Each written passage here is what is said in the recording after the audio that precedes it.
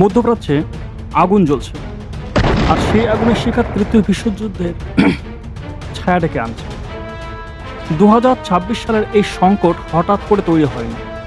বহু বছরের উত্তেজনা, গোপন হামলা, প্রক্সি যুদ্ধ আর পারমাণবিক সন্দেহের ফল আজকের এই সরাসরি সংঘর্ষ।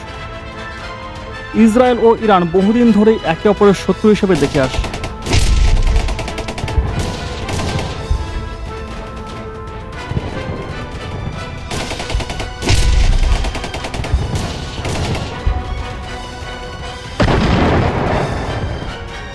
ইরানের বিরুদ্ধে অভিযোগ, তারা গোপনে পারমাণবিক অস্ত্র তৈরির চেষ্টা করেছে।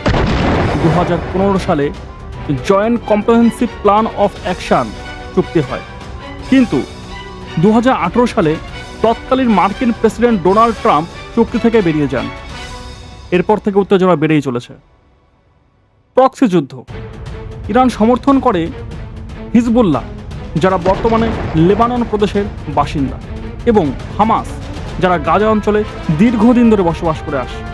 অন্যদিকে ইসরায়েল বহুবার সিরিয়া ও ইরান ঘনিষ্ঠ ঘাঁটিতে হামলা চালিয়ে চলেছে।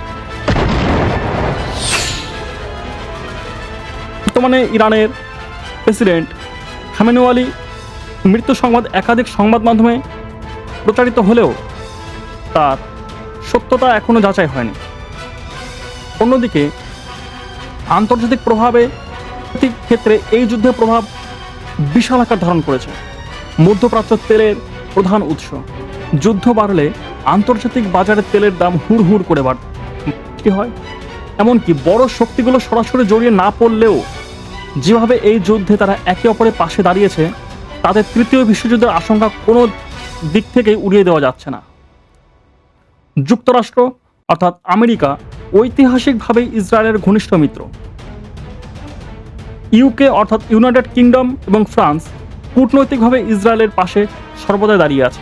অন্যদিকে বিশ্বের দ্বিতীয় এবং তৃতীয় শক্তিধর রাষ্ট্র অর্থাৎ রাশিয়া এবং চীন ইরানের সঙ্গে ঘনিষ্ঠ সম্পর্ক রাখে, যদিও তারা সরাসরি যুদ্ধে জড়াতে চায় না। এখানে ভারত একটি কৌশলগত ভারসাম্য রক্ষা করছে। ভারতের প্রধানমন্ত্রী নরেন্দ্র মোদী শান্তির আহ্বান জানিয়েছেন। ভারতের জন্য সবথেকে বড় চিন্তার কারণ হচ্ছে তেলের আমদানি, ইরান ও মধ্যপ্রাচ্যের উপর নির্ভরতা। অর্থাৎ তরমুজ প্রণালী দিয়ে ভারত প্রায় তার 40% তেল আমদানি করে থাকে। প্রচুর পরিমাণে ভারতীয় নাগরিকরা মধ্যপ্রাচ্যে কর্মক্ষেত্রে রয়েছে। সুতরাং ভারত ইসরায়েল ও ইরান দুই দেশের সঙ্গে সম্পর্ক রাখে। ইসরায়েল বহুবার সিরিয়ায় ইরান সমর্থিত মিলিশিয়া ও অস্ত্র ডিপোতে বিমান হামলা চালায়।